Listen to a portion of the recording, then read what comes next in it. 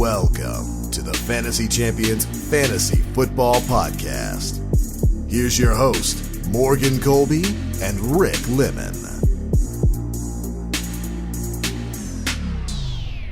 What is going on, Fantasy Champs? Welcome on in. My name is Rick.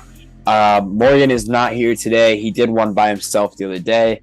Now I am doing one by myself, or this one might come out first. I'm not exactly sure. We'll be back to our normal schedules next week. This week was just tough for both of us, a lot going on. So before we get started, be sure to follow us on Twitter at the FF Champs, Instagram at the Fantasy Champs, Facebook at the Fantasy Champions, TikTok. We've been very active on TikTok. Follow us at the FF Champs. Make sure you're subscribed on Apple Podcasts if you're listening there, Spotify, Stitcher, or any other podcast platforms, and make sure you leave a review, share with your friends.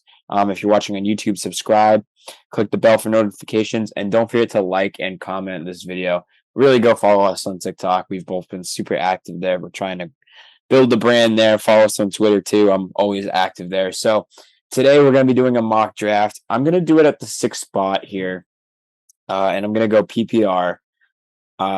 It's kind of an easy spot, but we've done a lot at the 12. We've done a lot at the 1. Those turn spots. We've done a lot around the 2, 3, 4 range. I think we've done a couple at 10, 11. I think our last one we had a joint one at pick 11. So today we're going to be doing one at pick 6. So without further ado, let us get started.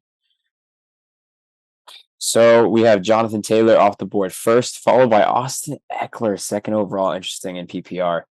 Christian McCaffrey, Derrick Henry, Justin Jefferson.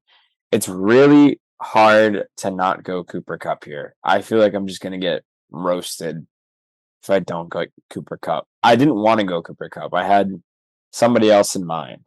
Because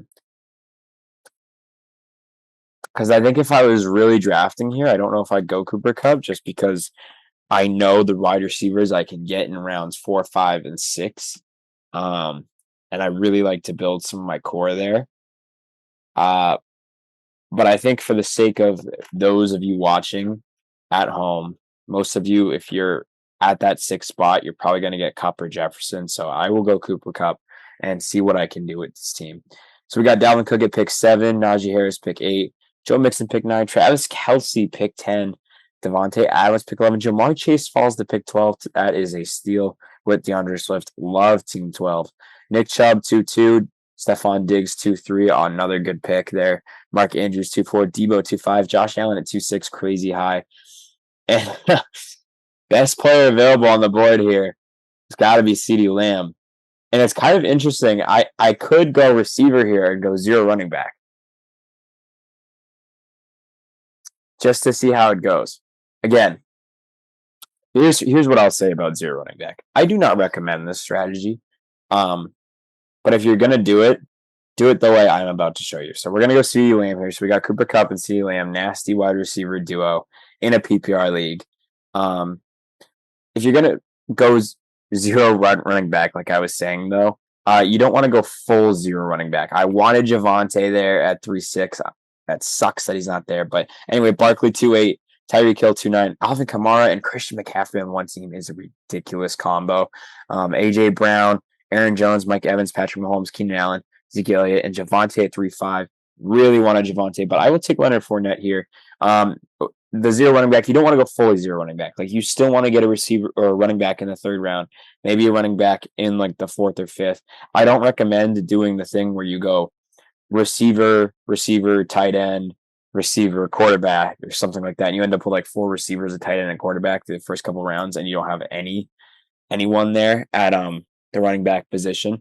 But I'm going to keep this thing going. Let's just go with the full strategy here. Let's go Michael Pittman. So my receivers now are nasty. I mean, Cooper Kupp, CeeDee Lamb, Michael Pittman in PPR is going to eat, and hopefully Leonard Fournette can help carry the running back course. So now I'm up again.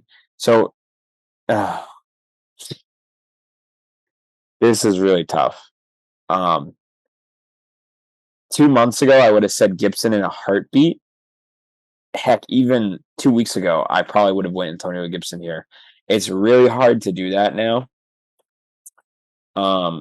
With everything that I've been hearing that's been going on with him. He's been a part of the punt team. Yeah, there's worries, there's concerns about him getting benched. I think an underdog, his ADP is still very low. I believe it's in like the late 70s.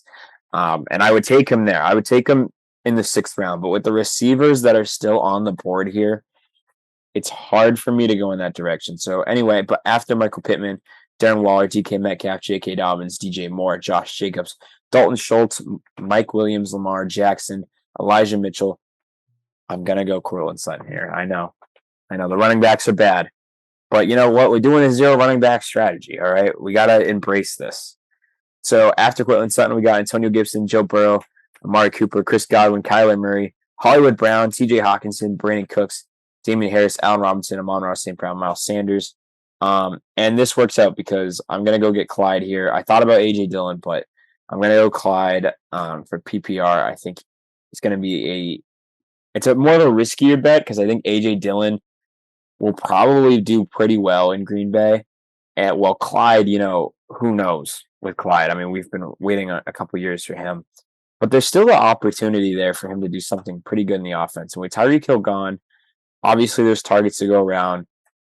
I've seen reports that he has been taking majority of the first team reps in training camp. So he's still a starting running back on an elite offense. So I still have hope there.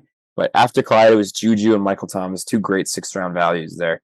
A.J. Dillon, Adam Thielen, Jalen Hurts, Kenneth Walker, 7th round, 701 to me with the injury that he has, and Rashad Penny being there too high. DeAndre Hopkins, 7-2, Darnell Mooney. We all know how much I love him.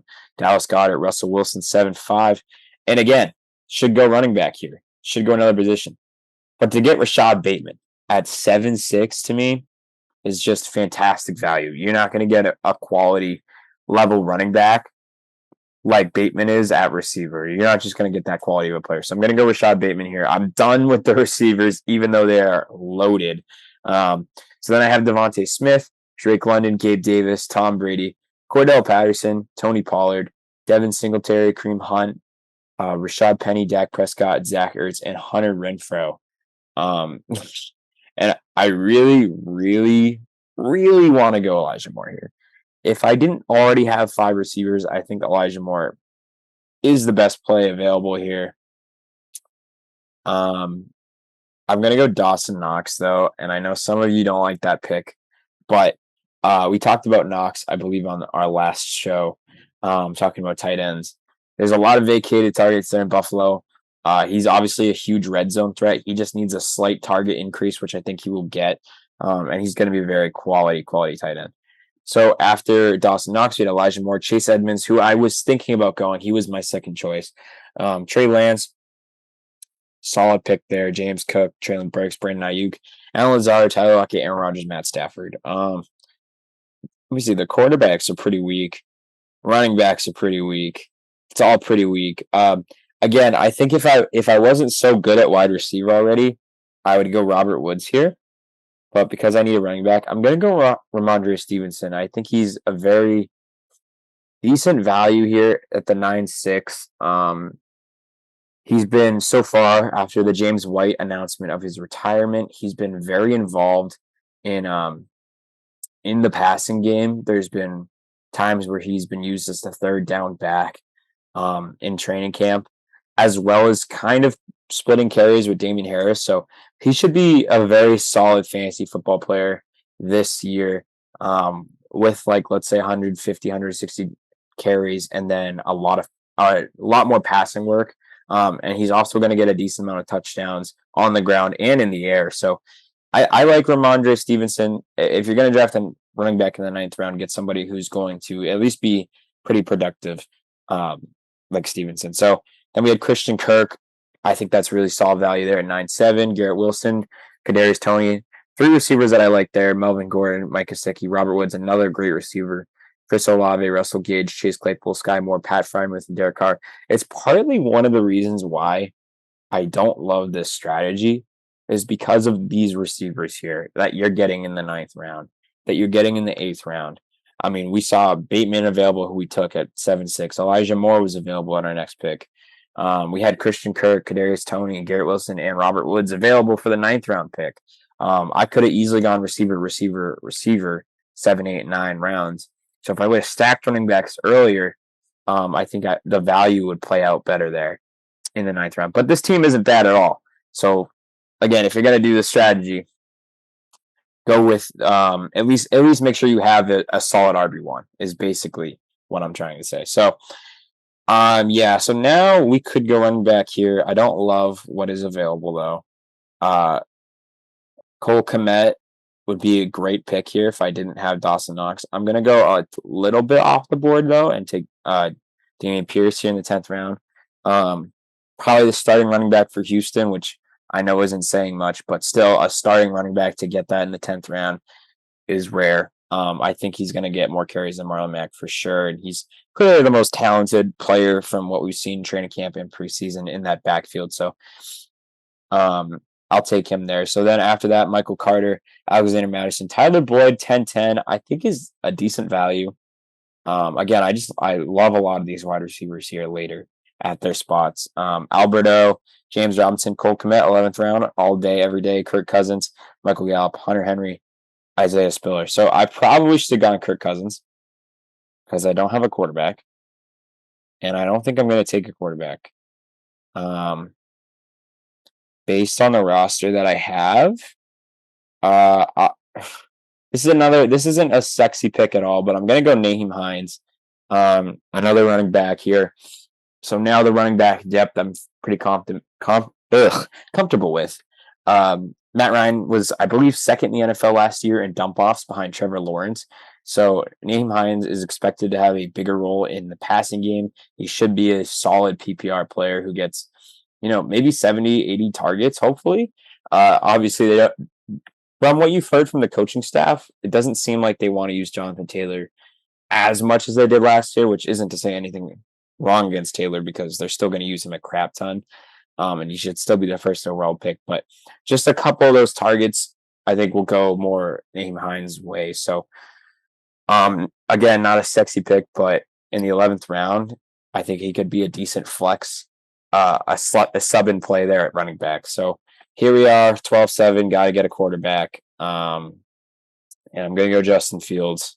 And I'm hoping another player will be there at the turn. So after Fields, Rondale Moore, Jameson Williams, Tyler Algier, Kenneth Gainwell, Deshaun Watson, who suspended 11 weeks. I don't know why you would draft him.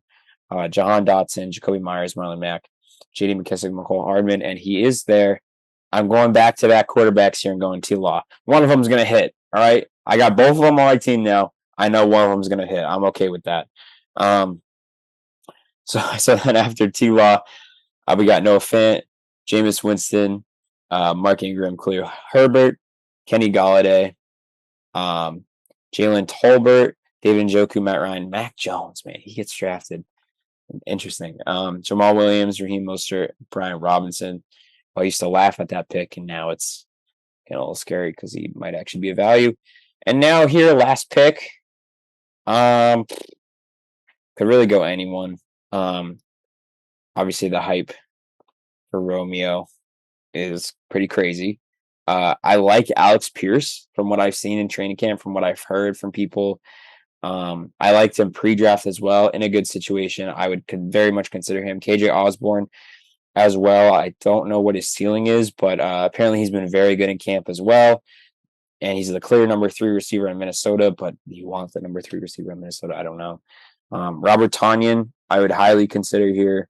I'm pretty good with Dawson Knox, though, so I don't think I'm going to go with Tonyan, but I do recommend drafting Robert Tonyan. And then the last guy I would really consider is Nico Collins.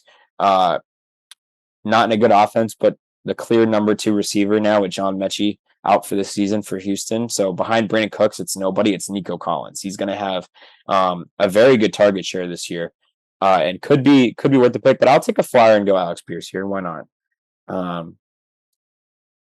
Probably the highest ceiling of those guys. So DJ Chark, Odell, Gerald Everett, Tyron Davis Price, or Pierce, what is it? Price, yeah. And then Romeo goes 14, 12. And that is everybody. So I went with the 0 receiver or 0 running back strategy for the first 8 rounds, but I did still take 2 running backs. So it wasn't really full 0 running back. It was more of a very heavy focus on wide receiver. But even though it's not my favorite strategy. I don't mind this team at all. I feel like there's a lot to work with here, especially in a PPR league. And with the running backs being Fournette and Clyde, hopefully those can be very good pass catching backs and can at least give me decent weeks. I would feel pretty comfortable with Fournette there to be my RB1. Clyde a little less so as my RB2, but you work with what you get when you have a receiving core like this. Because to go Cooper Kupp, CeeDee Lamb, Michael Pittman, and Cortland Sutton, and even Bateman, those are 5 really, really good receivers. So here's how I drafted. I went Cooper Kupp, CeeDee Lamb, Leonard Fournette, Michael Pittman, Cortland Sutton, Clyde Edwards-Helaire, Rashad Bateman, Dawson Knox, Ramondre Stevenson, Dameon Pierce, Naeem Hines, Justin Fields, Trevor Lawrence, Alex Pierce. Let me know how I did in the comments. I think I did pretty good, but go ahead and flame me if you don't think so. So thank you guys for watching, and we'll see you next time. Peace out. Thank you for listening to the Fantasy Champions Podcast. Make sure you subscribe on iTunes and YouTube, and follow us on Twitter @TheFFChamps.